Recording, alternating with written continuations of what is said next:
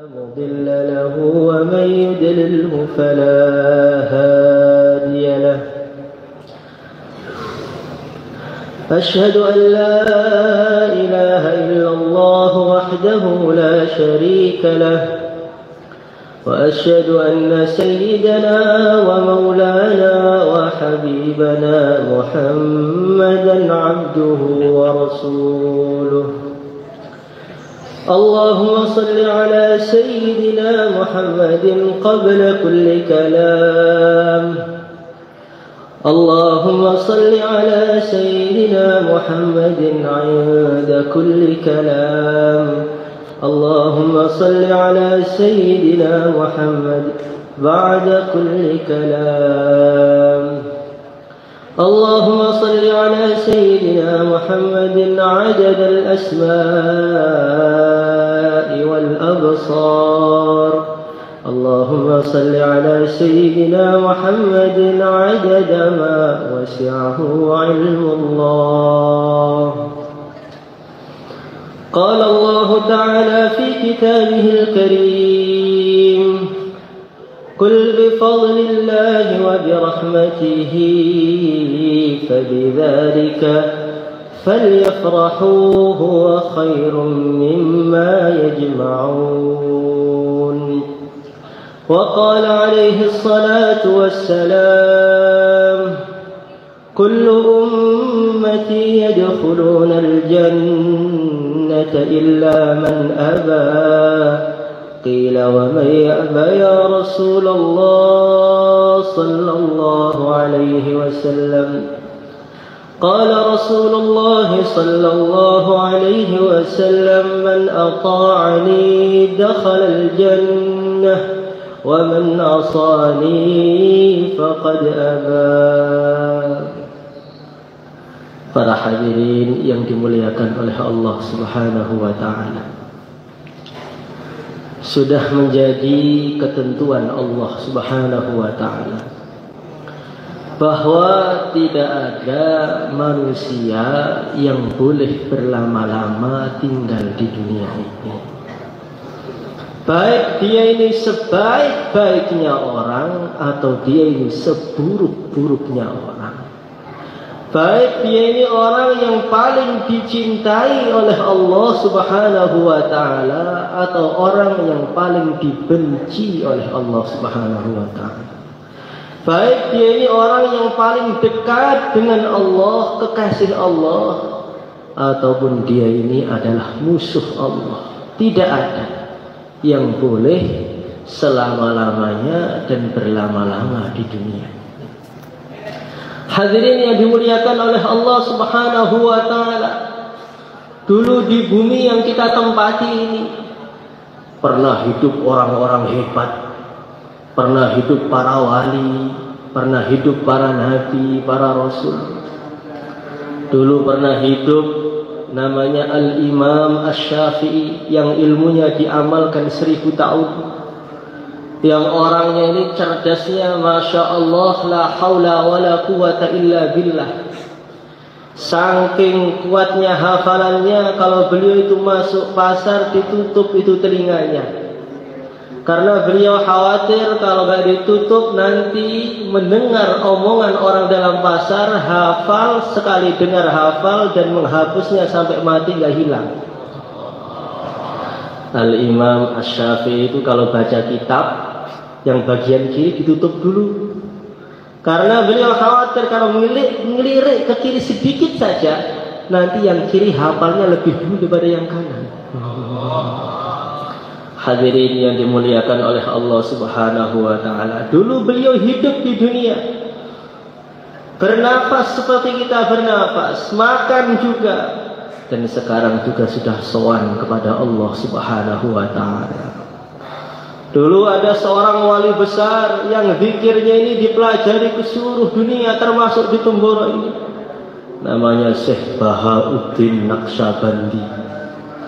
Ini walinya ini Masya Allah. Beliau itu zikir, amal sunnah. Ma zalil abdu yataqarrabu ilayya bin nawafil hatta uhibbahu. Zikir, amal sunnah, amal sunnah, amal sunnah. tengah-tengah zikir, tiba-tiba khadimnya itu ngambilkan minuman.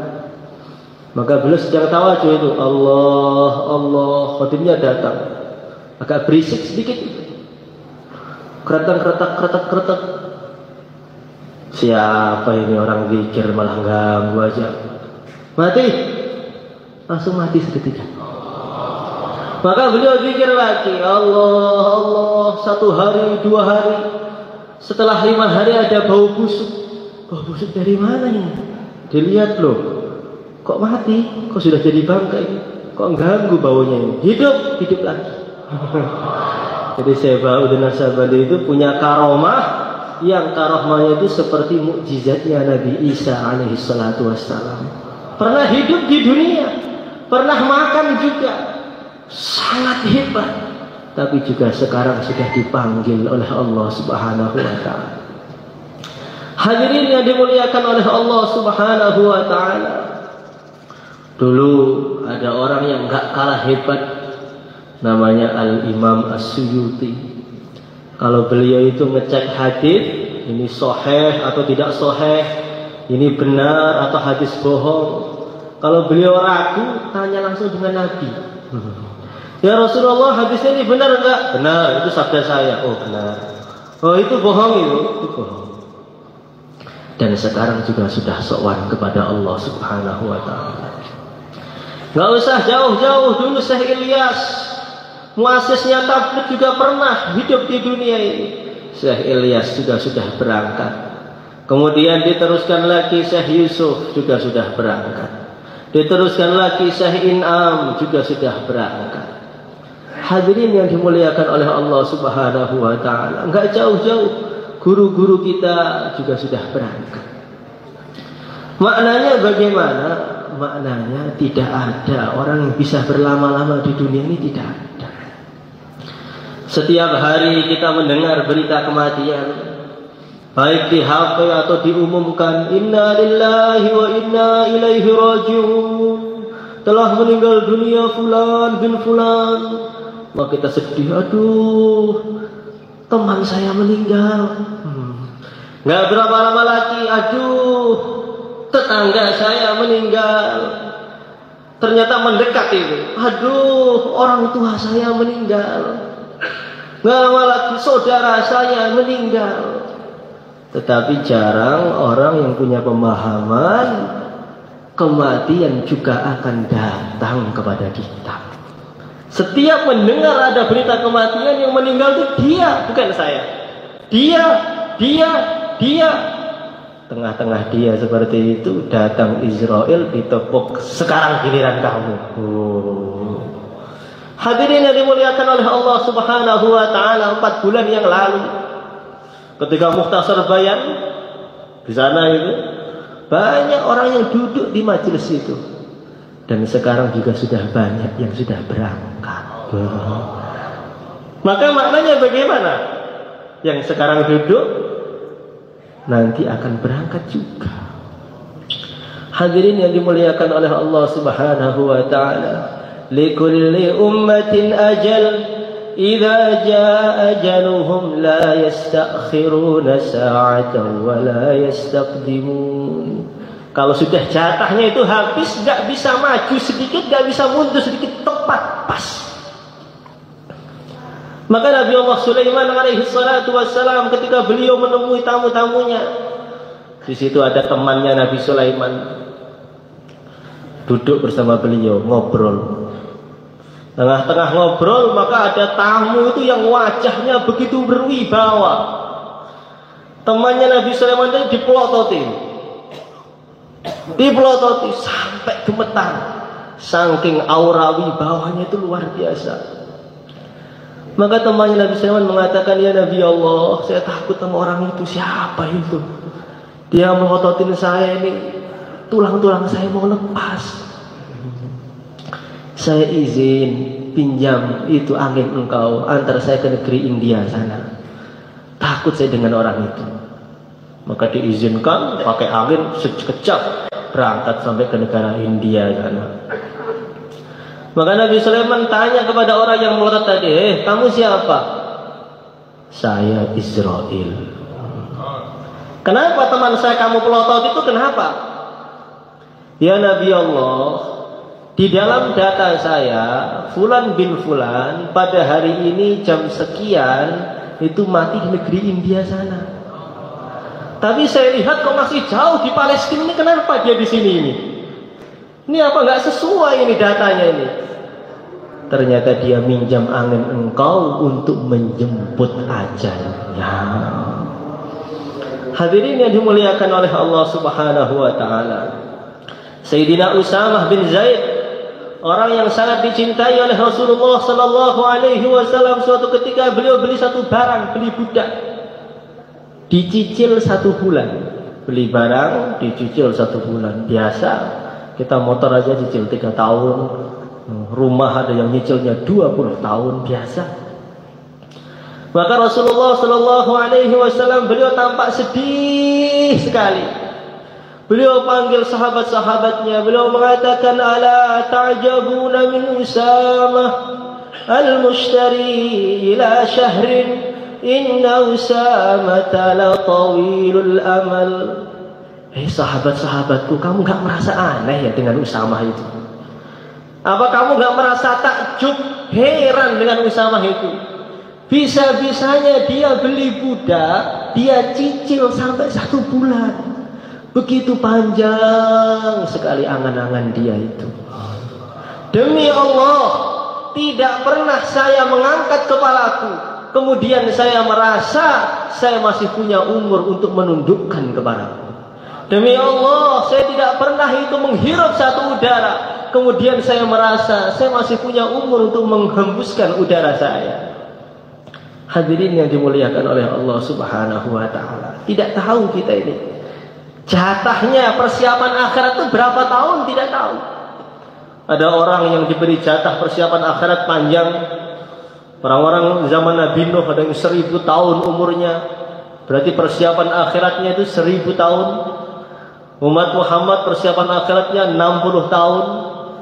Ada orang yang sudah 50 tahun meninggal, berarti persiapan akhiratnya cuma berapa? 45 tahun. Ada orang yang setelah balik itu baru 5 tahun sudah meninggal, berarti persiapan akhiratnya cuma 5 tahun. Ada setelah balik itu orang 2 hari sudah meninggal, berarti 2 hari untuk mempersiapkan kehidupan selama-lamanya. Ada orang setelah balik baru sebentar sorenya meninggal. Berarti akhirat dia siapkan hanya sepagi dan sepetang saja. Hadirin yang dimuliakan oleh Allah Subhanahu wa taala. Ini perkara yang pasti. Kematian itu perkara yang pasti. Dan umur kita itu tidak pasti berapa tahun. Maka orang yang cerdas, yang memikirkan akhiratnya, dia putuskan, ambil satu keputusan, pokoknya saya harus memanfaatkan umur saya sebaik-baiknya. Jangan ada umur yang digunakan untuk lalai kepada Allah. La yatahassaru ahlul jannah illa ala sa'atin marrat bihim wa lam yadhkurullaha ta'ala fiha. Tidaklah ahli surga itu menyesal kecuali menyesali waktu-waktu yang dulu terlewat di dunia tanpa mereka zikir kepada Allah. Jadi 1 detik, 2 detik yang terlewat gak zikir itu penyesalannya sampai di akhirat sana nanti. Lah gimana waktu yang digunakan untuk maksiat kepada Allah? Lalai saja, tidak amal saja, itu penyesalannya gak ada habisnya. Bagaimana waktu yang kita buat malam-malam untuk menggunjing orang semalaman, untuk main HP semalaman, kira-kira di akhirat itu penyesalannya seberapa? Kita tidak tahu. Kadang-kadang amal yang sedikit itu pahalanya besar. Kadang-kadang tampaknya dosa yang sedikit tapi bahayanya besar. Hadirin yang dimuliakan oleh Allah Subhanahu wa taala, dalam kitab Mukasyafatul Qulub, malaikat Jibril alaihi salatu wasallam itu datang kepada Rasulullah sallallahu alaihi wasallam. Beliau mengatakan, "Ya Rasulullah sallallahu alaihi wasallam, saya ini takjub. Di langit sana saya ada melihat malaikat tapi kayak raja. Malaikatnya begitu tampan atau indah begitu, sangat indah, sangat besar. Itu sayapnya nggak tahu jumlahnya berapa juta, begitu istimewa. Saking mulianya malaikat tadi, itu Allah beri dia kemuliaan duduk di atas satu singgasana yang terbuat dari emas, dari intan, dari permata. Saking mulianya malaikat tadi, itu Allah siapkan di samping kanannya, depannya, belakangnya ada 70.000 malaikat yang bersop-sop yang tugasnya khidmat kepada satu malaikat itu. Saking mulianya malaikat tadi, sampai setiap dia bernafas, Allah, Allah, dari hirupan nafasnya, mengeluarkan nafas, Allah ciptakan satu malaikat. Jadi satu hari itu jutaan malaikat yang tercipta gara-gara nafasnya aja. Ketika saya melihat itu kaget, ini malaikat siapa? Saya nggak berani bertanya. Mulia betul dia, sampai ribuan malaikat bersop-sop berkhidmat kepada dia. Mulia betul dia ini. Sebelum saya ke sini berjumpa dengan engkau, tadi saya melewati satu lembah. Di sana malaikat yang sangat mulia itu nangis teriak-teriak. Sayapnya yang begitu indah tadi Allah copot semua, sobek semuanya. Wajahnya pucat. Dia mengatakan, Isfa'ali ya Jibril, syafaati saya wahai Jibril. Saya kaget lah, ini kan malaikat yang mulia kemarin. Wa majirmu, dosa kamu itu apa Tuhan? Sehingga Allah lepaskan semua kemuliaanmu, itu dosa kamu apa? Maka dia mengatakan, wa yahsabunahu hayyina wa huwa indallahi 'azim, wa tahsabunahu hayyina wa huwa indallahi 'azim. Ada dosa yang kecil tampaknya, tapi ternyata dosa itu membuat Allah murka kepada saya. Loh, apa itu? Kemarin Rasulullah Shallallahu Alaihi Wasallam itu datang waktunya beliau dipanggil oleh Allah. Subhanalladzi asra bi'abdihi laylan minal masjidil haram ilal masjidil aqsa. Nabi datang naik ke langit Isra Mi'raj. Semua malaikat menghormati beliau, salam semua dengan beliau, para nabi, para rasul. Beliau naik langit pertama, kedua, ketiga, keempat, sampai beliau melewati tempat istana singgasana saya tadi. Ketika dia lewat, saya itu gak berdiri. Maka Allah berfirman, hei malaikatku, kamu gak adab dengan kekasihku, saya lepaskan semua kemuliaanmu. Hadirin yang dimuliakan oleh Allah Subhanahu wa ta'ala, malaikat-malaikat Jibril itu doa, ya Allah, ampuni dia, ya Allah, ampuni dia, ya Allah. Allah berfirman, ya saya ampuni dosa dia. Tobatnya dia harus hampir sepanjang hidupnya salawat kepada Nabi Muhammad sallallahu alaihi wasallam. Maknanya bagaimana? Perkara adab, Nabi datang tidak berdiri, ini sepertinya perkara biasa. Tapi karena Rasulullah itu kekasih Allah, sirrul kainat, sarinya alam semesta, orang yang sangat dicintai oleh Allah, nggak adab dengan Nabi itu bisa bahaya betul.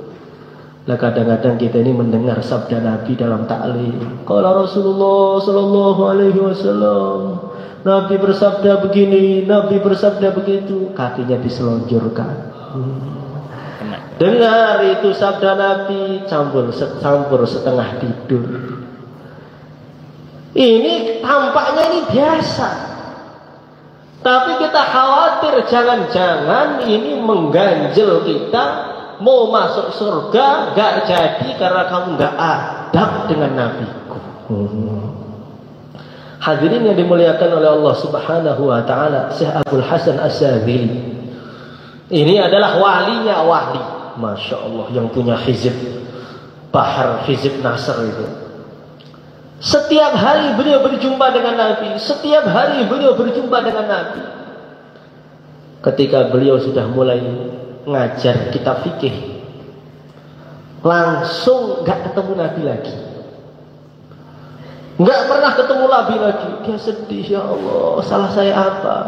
Saya ngajar hukum-hukum agama, kenapa tiba-tiba saya ini kok nggak ketemu Nabi lagi? Sampai berapa hari, 40 hari atau 4 bulan, saya lupa riwayatnya. Setelah itu beliau istikharah, doa, tobat. Maka jumpa dengan Nabi Muhammad SAW. Ya Rasulullah SAW, kenapa engkau ini kok gak mau ketemu dengan saya? Kenapa? Apa jawaban Nabi? Setelah kamu ngajar fikih, kamu gak adab. Kamu manggil Imam Syafi'i, Syafi'i mengatakan, Malik mengatakan, itu adalah kekasih saya. Kamu panggil Malik, Syafi'i, saya gak suka dengan kamu itu. Jadi adab itu perkara yang tampaknya biasa, tetapi ini adalah perkara yang sangat penting. Seorang wali merasa hatinya itu gelap sampai 40 hari, bingung dia, apa salah saya ini? Ketika dia istikharah tanya gurunya, ketemu itu salahnya apa? Masuk WC pakai kaki kanan. Itu sudah menggelapkan hati selama 40 hari. Hadirin yang dimuliakan oleh Allah Subhanahu wa taala. Maka kita ini hidup ini yang fokus. Pokoknya amal, keluarkan jamaah sebanyak-banyaknya. Perkara-perkara yang tidak penting tidak perlu diruncingkan.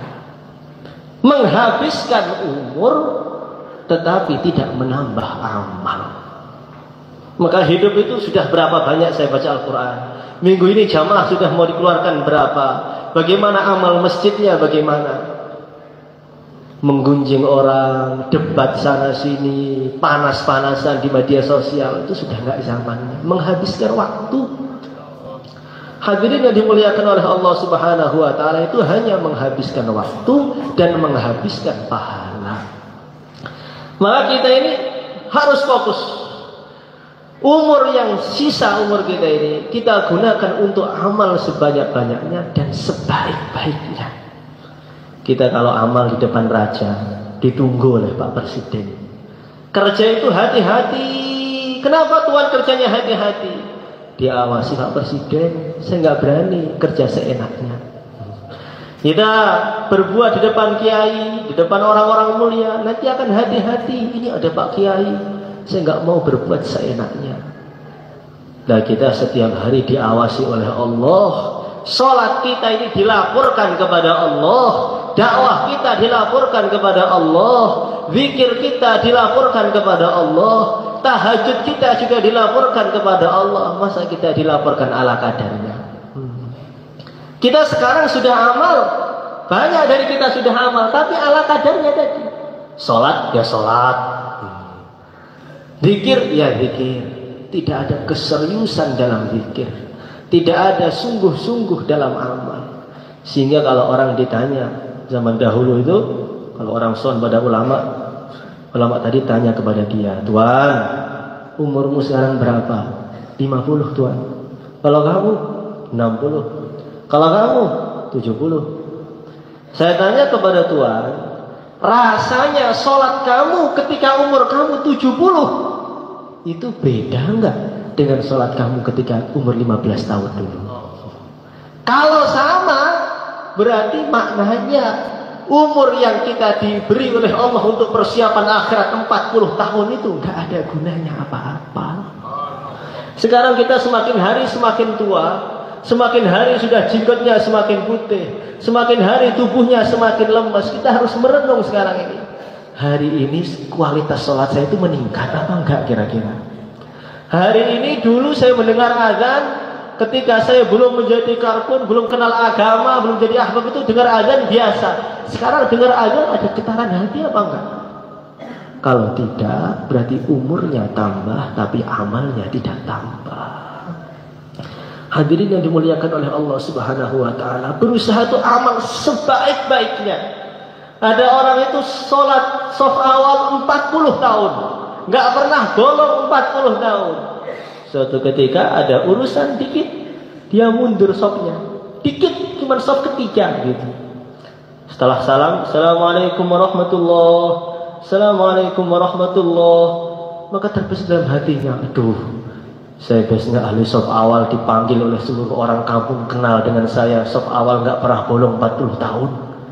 Sekarang kok saf ketiga ini, kira-kira nanti orang-orang akan membicarakan saya apa ya? Maka dia langsung istighfar, Astaghfirullahaladzim. Ternyata sholatnya selama 40 tahun saya itu riak semua ternyata. Langsung dia kobok 40 tahun. Ini orang memikirkan akhirat itu begitu, diteliti lagi apa kurangnya diri saya ini, sholat saya ini kurangnya apa, muamalah saya kurangnya apa. Itu orang yang menginginkan kebaikan, bukan orang yang dikasih tahu kurangnya malah marah. Saya banyak kurangnya, kamu juga lebih banyak. Sayyidina Umar radhiyallahu taala anhu, al-asyrah al-mubasyarah bil jannah, orang yang sangat mulia. Beliau itu setiap hari mendekati Sayyidina Hudzaifah ibn Yaman. Hudzaifah itu orang yang oleh Rasulullah sallallahu alaihi wasallam diberi data munafikin mulai zaman Nabi sampai hari kiamat. Insyaallah nama kita nggak ada di situ, insyaallah. Amin. Allahumma ja'al. Insyaallah nggak ada. Naudzubillah min dzalik.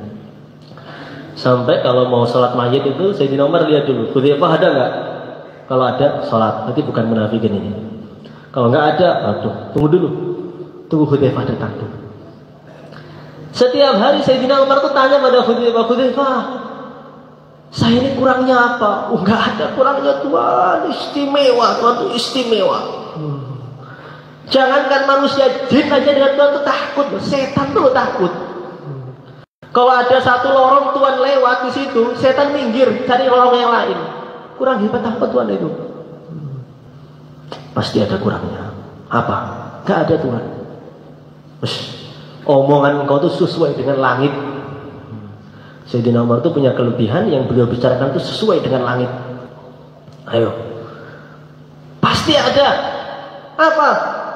Gak ada Tuhan. Yang saya lihat gak ada. Pasti ada. Hari ini ada orang gitu gak? Kurang saya apa? Gak ada. Pasti ada. Oh banyak Tuhan.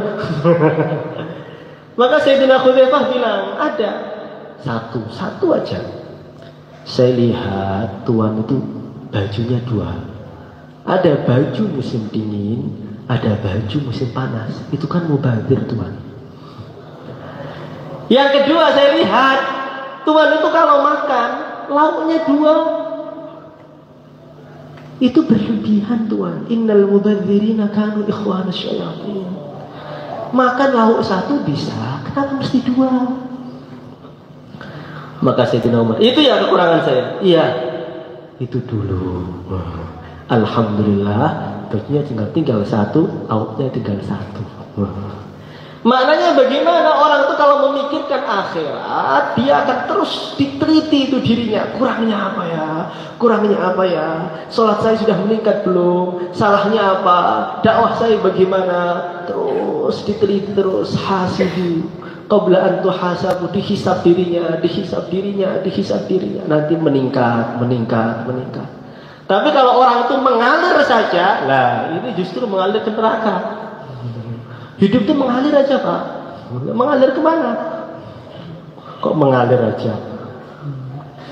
Maka bagaimana dari musyawarah 4 bulan ini kita sekarang fokus kepada amal. 4 bulan depan datang ke sini itu jamaahnya sudah meningkat. Jangan sampai itu pengiriman jamaah sudah berkurang. Saya lihat banyak berkurang itu. Jamaahnya meningkat, amal masjidnya meningkat, tahajudnya meningkat. Insya Allah nanti kalau kita datang Israel sudah gak kaget. Bagaimana? Siap? Kurang lebihnya itu yang saya sampaikan. Assalamualaikum warahmatullahi wabarakatuh.